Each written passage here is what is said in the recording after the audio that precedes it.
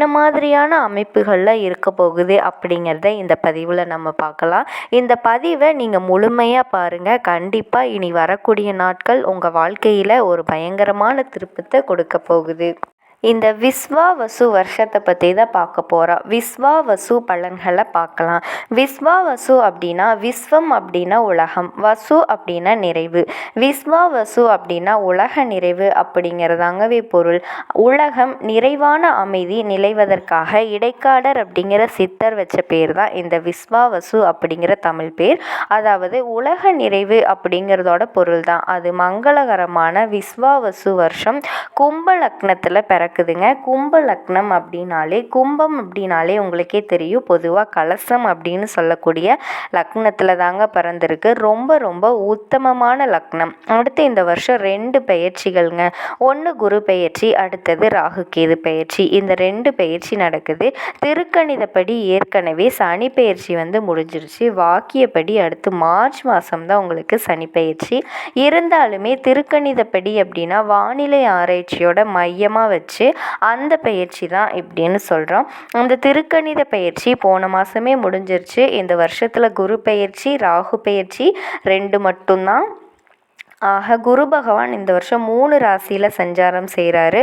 பொதுவாக குரு பகவான் 3 ராசியில் சஞ்சாரம் செஞ்சாலே அந்த வருஷத்தில் கொள்ளை நோய், அதன் பிறகு போர் பீதிகள் எல்லாமே ஏற்படும் அப்படின்னு இருக்குது. ஆக பீதிகள் இருந்தாலும் குருவுடைய அருளினால் நல்ல தீர்வும் கிடைக்கும். இந்த பயிற்சியை அடிப்படையாக வச்சு ராஜா சூரியன் அப்படிங்கிறதையும் அடிப்படையாக வச்சு இனி வரக்கூடிய நாட்கள் எப்படி இருக்க போகுது அப்படிங்கிறத பார்க்கலாம்.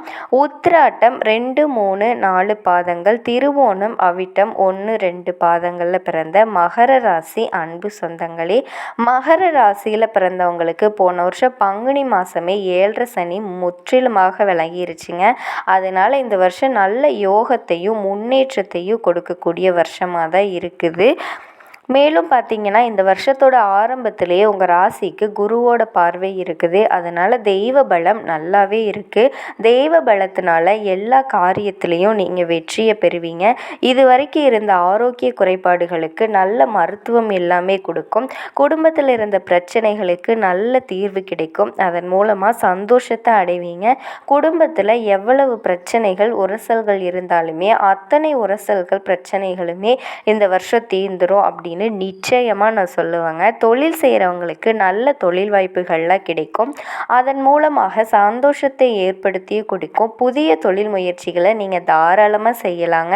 தொழில் செய்கிறதுக்கான நீங்கள் கடனை எதிர்பார்த்துக்கிட்டு இத்தனை வருஷம் இருந்திருந்தீங்க அப்படின்னா அதற்கான கடன்கள்லாம் கிடைக்கிறதுக்கு வாய்ப்பு இருக்குது. நீங்கள் எதிர்பார்த்த தொகை நிச்சயமாக கிடைக்கும்.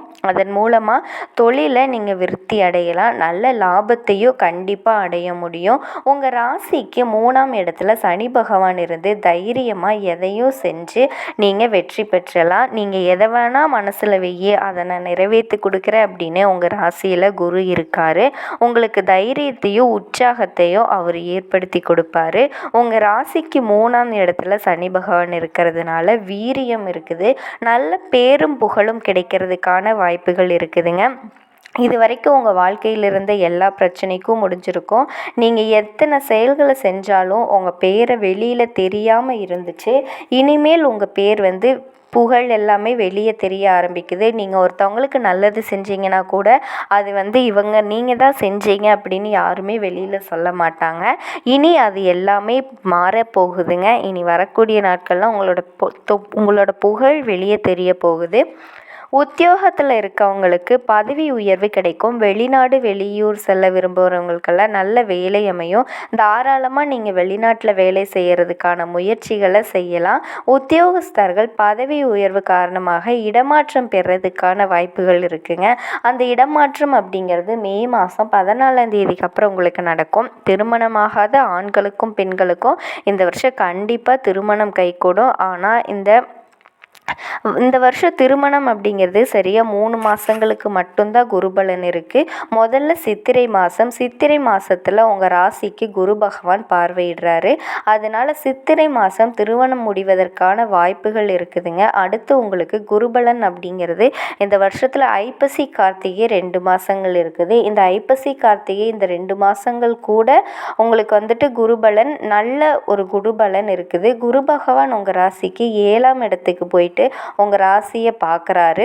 உங்கள் ராசிநாதன் சனியையும் பார்க்குறாரு. அதனால் நிச்சயமாக சித்திரை மாத கல்யாணம் நடக்கலைன்னா, அதாவது சித்திரை மாதம் கல்யாணம் முடிவாகலை அப்படின்னா ஐப்பசி கார்த்திகை மாதத்தில் நிச்சயமாக திருமணம் கைகூடிரும். அதனால் கவலைப்படுறதுக்கு ஒன்றுமே இல்லை. இந்த வருஷம் திருமணமாகாத முதிர் கன்னிகைகளுக்கும் முதிர் ஆண்களுக்கும் கூட நிச்சயமாக திருமணம் கைகூடுங்க. குழந்தை பாக்கியம் இல்லாத பெண்களுக்கு இந்த வருஷம் மருத்துவ உதவியோட பேர்லேயே குழந்தை பாக்கியம் கிடைக்கிறதுக்கான வாய்ப்புகள் இருக்குங்க. இந்த வருஷம் புதுசாக வீடு கட்டிகிட்ருக்கீங்க, அதுக்கு ஏதாவது முயற்சி எடுக்கிறீங்க அப்படின்னா அதுக்கான வாய்ப்புகளே இருக்குது. அதுக்கான முயற்சிகளை நீங்கள் தாராளமாக செய்யலாம். இனி வரக்கூடிய நாட்களில் அதுக்கான நல்லது எல்லாமே நடக்கும். திருமண வாழ்க்கை, குடும்ப வாழ்க்கை சூப்பராக இருக்குங்க. குழந்தை பாக்கியம் கண்டிப்பாக கிடைக்கும். தன்னம்பிக்கையை எந்த ஒரு இடத்துலையும் நீங்கள் விட்டுறாதீங்க. எந்த ஒரு இடத்துலையாவது நீங்கள் தன்னம்பிக்கையை விட்டீங்க அப்படின்னா கண்டிப்பாக அந்த இடத்துல நீங்கள் டவுன் ஆகி நின்றுவீங்க. மகர ராசியை பொறுத்த வரைக்கும் இது ரொம்பவே முக்கியம். எல்லாத்துலேயும் சாதிக்கக்கூடிய நேரம், நல்ல பேர் உங்களுக்கு கண்டிப்பாக கிடைக்க போகுது. பெரிய லெவலில் சாதிக்கக்கூடிய ராசியாக மகர ராசிக்காரங்க வரப்போகிறீங்க. கண்டிப்பாக இந்த வருஷம் வீட்டில் நிலத்தில் காசை போடுங்க, அது உங்களுக்கு நல்ல ஒரு அமைப்பாக கிடைக்கும் அப்படின்னு சொல்லுவாங்க. புதுசாக வண்டி வாகனம்லாம் வாங்குறதுக்கான வாய்ப்புகள் இருக்குதுங்க. பெண்களுக்கு ஓரளவு ஏற்றமும் முன்னேற்றமும் தருகின்ற வருஷமாக இருக்குது. விவசாயிகள் ஓரளவுக்கு நல்ல மகசூல் பெறுவீங்க. அவங்களோட நிலத்தில் கடந்த காலங்களில் போர் போட்டு தண்ணி வராமல் இருந்துச்சு அப்படின்னா இந்த வருஷம் சுவையான குடிநீர் கிடைக்கும், வற்றாத குடிநீர் கிடைக்கும். அதனால் போர் போடுறதுக்கு உத்தமான வருஷமாக இந்த வருஷம் இருக்குதுங்க. இந்த மகர ராசியில் பிறந்தவங்களுக்கு இந்த வருஷம் ரொம்பவே அமோகமாக இருக்குங்க. அதுவும் முக்கியமாக சித்திரை அல்லது கார்த்திகை இந்த 2 மாதங்களில் போர் போட்டிங்க அப்படின்னா நிச்சயமாக சுவையான குடிநீர் கிடைக்கும். அந்த குடிநீர் பல வருஷங்களுக்கு காயாமல் உங்களோட பயிர்களுக்கு உறுதுணையாக இருக்குங்கிறது நிச்சயம். இந்த வருஷம் வயசானவங்க வெளிநாடுகளுக்கோ அல்லது வெளியூர்களுக்கோ நீங்கள் தெய்வஸ்தலங்களுக்கு யாத்திரைகளை செய்யலாம். அந்த யாத்திரைகளில் வெற்றி பெறுவீங்க. உங்கள் குழந்தைங்கள்லாம் வெளிநாட்டில் இருந்துச்சு அப்படின்னா தாராளமாக வெளிநாடு போயிட்டு வாங்க. அதுக்கான முயற்சிகளையும் செய்யலாம். தாராளமாக செஞ்சுட்டு வாங்க, நன்மைகளை பெறுவீங்க. இந்த வருஷம் மாணவர்கள் ஓரளவு நல்ல மதிப்பெண்களை பெறுவீங்க.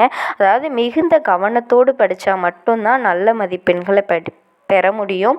ஓரளவு நல்ல மதிப்பெண்களை கண்டிப்பாக பெறுவீங்க. நல்ல கல்லூரிகளில் இடம் கிடைக்கும். நீங்கள் படிக்கும்போது மற்ற மாணவர்களோட சேர்ந்து படிக்கிறதை விட தனியாக படித்தீங்க அப்படின்னா நல்ல மதிப்பெண்களை பெற முடியும். மற்ற மாணவங்களோட கலந்து படிக்கும்போது அவங்க குழப்பத்தை ஏற்படுத்துறதுக்கான வாய்ப்புகள் இருக்குது.